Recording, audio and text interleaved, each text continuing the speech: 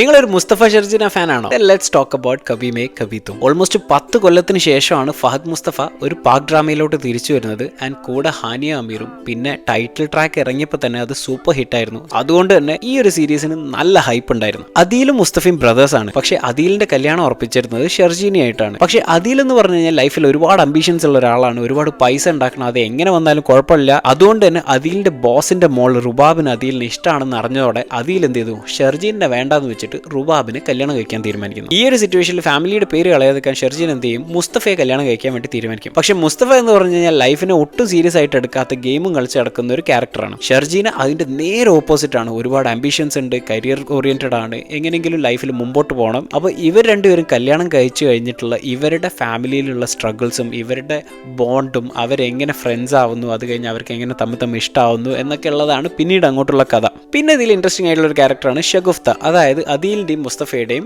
Mother. ഷഗുഫ്തക്ക് മുസ്തഫേനെ കണ്ണെടുത്ത കണ്ടുകൂടാ. എന്താ വെച്ചാൽ ഒരു പണിയും ചെയ്യില്ല, വീട്ടിലേക്ക് ഒരു രൂപയുടെ പോലും ഉപകാരമില്ലാത്ത ഒരു മോനാണ് മുസ്തഫ. പക്ഷെ അതേസമയം അദീൽ എന്ന് പറഞ്ഞാൽ ഒരു ജോലിയൊക്കെ ചെയ്യുന്നുണ്ട്, വീട്ടിലേക്ക് കുറച്ച് പൈസ കൊണ്ടുവരുന്നുണ്ട്. അതുകൊണ്ട് അദീലിന് ഭയങ്കര ഇഷ്ടമാണ്. ഒരു ഇഷ്ടക്കേടും ഷഗുഫ്തക്ക് തന്റെ മരുമക്കളോടുണ്ട്. റുബാബിനെ രാജ്ഞിയെ പോലെ ട്രീറ്റ് ചെയ്യും. അതേസമയം ഷർജീനെ വീട്ടിലുള്ള എല്ലാ പണി എടുപ്പിക്കുകയും വീട്ടിലുള്ള മെയ്ഡിനോട് വരണ്ടെന്ന് പറയും. ആ പണിയും കൂടി ഷർജീനെ കൊണ്ട് എടുപ്പിക്കുന്ന ഒരു ടൈപ്പ് ക്യാരക്ടറാണ് ഷഗുഫ്ത. ഇതേ സമയത്ത് തന്നെ റുബാബും ഷർജീനയായിട്ട് നല്ല ക്ലാഷ് ഉണ്ട്. ഇവർ തമ്മിൽ എപ്പോൾ കണ്ടാലും അടി, തിരിച്ചടി, കൗണ്ടറിനുള്ള തിരിച്ചടി, ഈ ഒരു സംഭവമാണ് നടന്നുകൊണ്ടിരിക്കുന്നത്. അപ്പൊ ഈ ഒരു സിറ്റുവേഷനിൽ റുബാബിന്റെ കയ്യിൽ നിന്ന് കുറച്ച് പൈസ കാണാതായി വീട്ടിൽ നിന്ന് എന്ന് പറഞ്ഞിട്ട് പ്രശ്നം ഉണ്ടാവും. ഇതിന്റെ പേരിൽ ഷഗുഫ്തയും റുബാബും അദീലും എല്ലാവരും മുസ്തഫേനെയും ഷർജീനെയും ബ്ലെയിം ചെയ്യും. എന്താ വെച്ചാൽ അവരുടെ കയ്യിൽ പൈസ ഇല്ല, അതുകൊണ്ട് അവർ പൈസ മോഷ്ടിച്ചു എന്നുള്ള രീതിയിലായിരിക്കും കാര്യങ്ങൾ അവർ വളച്ചൊടിക്കുക. ഈ ഒരു അപമാനം സഹിക്ക വയ്യാതെ ഷർജീനെയും മുസ്തഫയും എന്ത് ചെയ്യും? വീട് വിട്ടു പോകാൻ തീരുമാനിക്കുന്നു. മുസ്തഫി ഷർജീനെ ഒരു ചെറിയൊരു അപ്പാർട്ട്മെന്റ് എങ്ങനെയോ സംഘടിപ്പിക്കുന്നു. ആ ഒരു ചെറിയ അപ്പാർട്ട്മെന്റിൽ അവർ അവരുടെ തന്നെ ഒരു വേൾഡ് ക്രിയേറ്റ് ചെയ്യാണ്. ചെറിയ വീടാണെങ്കിലും ഒരുപാട് പൈസ ഒന്നും ഇല്ലെങ്കിലും they are very very happy in their life. പക്ഷേ ഈ സമയത്ത് തന്നെ മുസ്തഫ ചെറുതായിട്ട് മാറി തുടങ്ങും. എങ്ങനെയെങ്കിലും കുറെ പൈസ ഉണ്ടാക്കണം എന്നുള്ള ഒരൊറ്റ ലക്ഷ്യമായിരിക്കും പിന്നീട് അങ്ങോട്ട് മുസ്തഫയ്ക്ക്. പൈസയുടെ പിന്നാലെ നടക്കുന്ന മുസ്തഫയുടെ ഷർജീനയുടെ ഇടയിൽ ഉണ്ടാവുന്ന കുറെ പ്രശ്നങ്ങളാണ് പിന്നീട് അങ്ങോട്ടുള്ള സ്റ്റോറി. പക്ഷേ ഇവരുടെ മാത്രം സ്റ്റോറി അല്ല,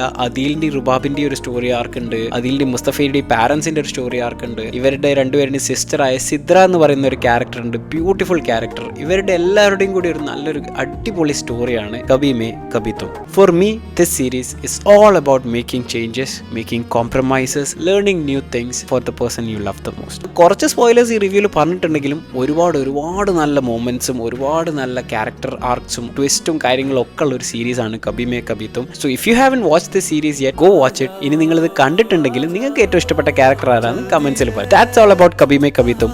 ബൈ.